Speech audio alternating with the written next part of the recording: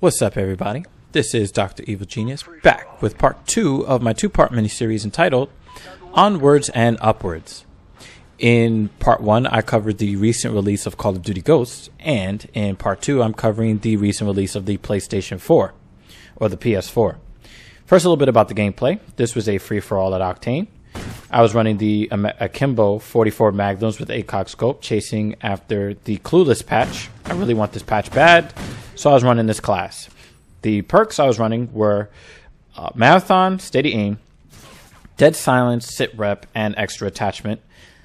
This is very difficult to try to get, and the fact that I got this win, I'm still not sure how I won this game, but that's why I'm bringing it to you, right? The Strike package was the Assault default because I still don't care about Strike packages. So, on to the pros and cons of the PS4.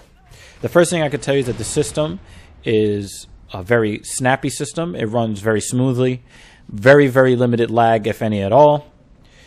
One of the biggest pros that I found actually is not found on the system itself, but in the iTunes and in the Google Play markets in stores.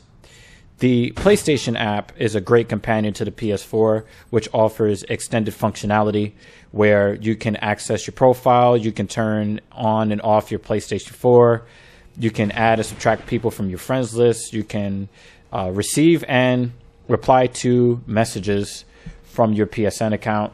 Very, very useful type of stuff.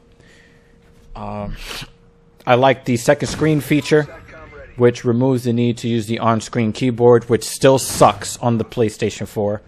So being able to use my smartphone as my input device, I found it to be a boon. The DualShock 4, the DS4, has a premium feel to it, more so than the DualShock 3. I found that the thumbsticks are way better. The concave shape helps to keep a steady grip, especially when playing Call of Duty and running around really frantically and switching directions. My thumbs don't slip off the thumbsticks, and that was really important to me.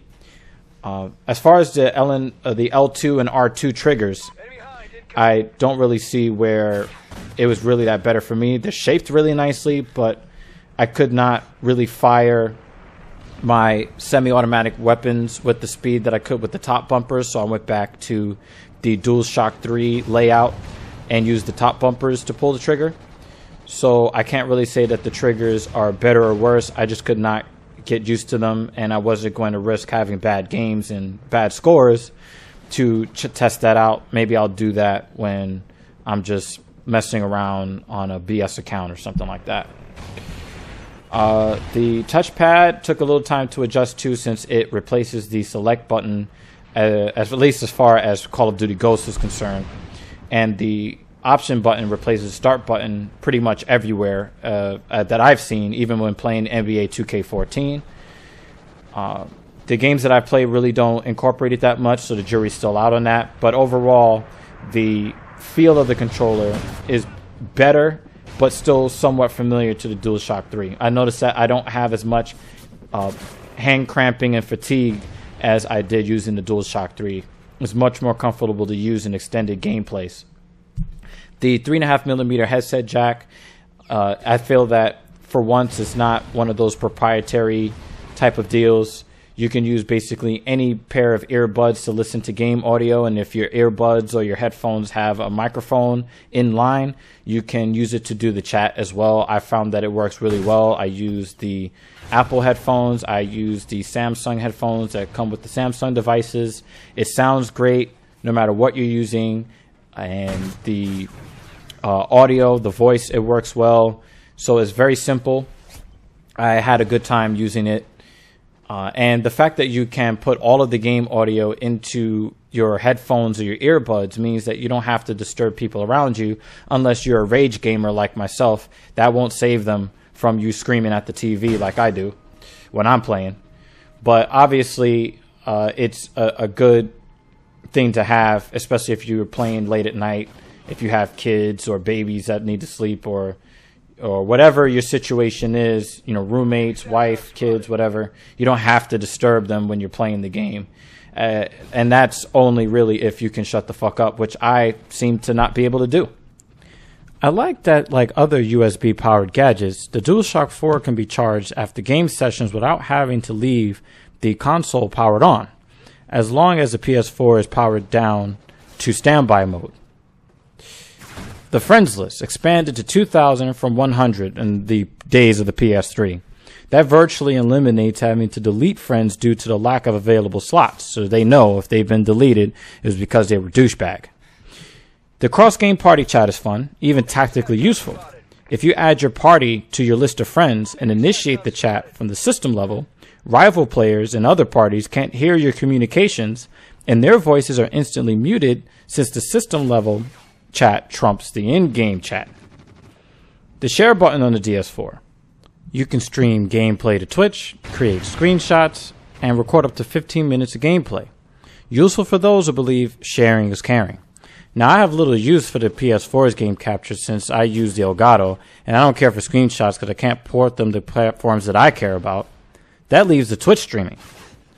You can look for my Twitch channel coming soon because of a lot of the measures that YouTube has been taking with their content ID, and they're flagging all kinds of videos. They're making it a very hostile environment for uploaders. So Twitch looks like it's going to benefit from that, and you can look for my channel coming very, very soon. The graphics on the PlayStation 4 are absolutely amazing. It's amazing on Ghost. It's amazing on NBA 2K14. You can really see it on NBA 2K14. So I can't wait to show you guys video from that game. The fact that I can't show you video from that game or Call of Duty Ghost from the PS4, because this is PS3 gameplay, leads me into the cons of the PS4. The fact that HDCP, or high bandwidth digital content protection, the fact that it's just to be disabled is a real issue. Sure, workarounds exist, but why should I have to do workarounds? The Xbox One had game capture enabled from day one. I can't see why the PlayStation didn't have it. Sony says that an update will come where we'll be allowed to do our game capture. An update will be coming in first quarter of 2014, but now you're talking about up to 4 months of not being able to capture gameplay and post gameplay footage on YouTube. Come on, Sony. I think that the fragmentation of the online multiplayer community could take 1 to 3 years before most players are united on their choice platform. And that applies to the Xbox side of things. That also applies to the PlayStation side of things. You have a smaller pool of players to play with, and I think that that's a negative. Some people might think that's a positive. I tend not to. Overall, I feel that from the con side of thing, it feels like the PlayStation is an unfinished product. And the reason why Sony rushed it out is so that they could take advantage of the most selfish time of the year. And with all of the bugs and issues with stability, for example, all of my Ghost invites from my clan went to my PlayStation app and didn't actually show up on my screen, so I couldn't join their parties. These are things that should have been taken care of before launch. Now, as far as the DS4 is concerned, I feel that the main cons for that is that they forced the PS Move integration, completely unneeded and unwanted. The blue light that emanates from the bottom of the controller is nothing if not slightly annoying. I suspect this feature to be the culprit when looking at the dismal battery life.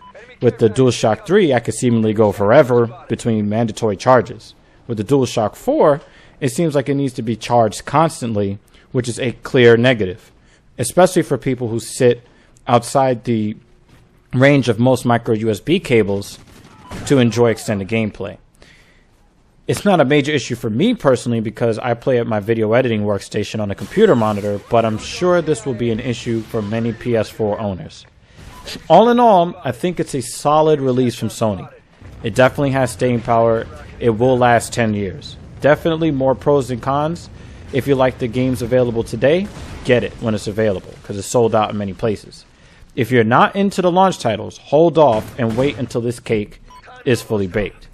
Now, if there are any pros or cons that I neglected to mention, sound off in the comments section below and let me know what you think. You can also let me know what you think as far as a comparison between the Xbox One and the PS4. And I'm very interested to hear what you have to say on that, because I plan to get an Xbox One next year, and I want to know if it's really what it's cracked up to be. Is it really as good of a gaming system as the PlayStation is? So anyway, the game finishes up here. I get that last kill where I'm frantically looking around for somebody to kill because I'm fighting with this row ace guy. He actually gets the last kill in the game, but it wasn't enough to defeat my Akimbo 44 Magnums. If you like the content, you can like, favorite, and subscribe. I'm out. See you on the next video.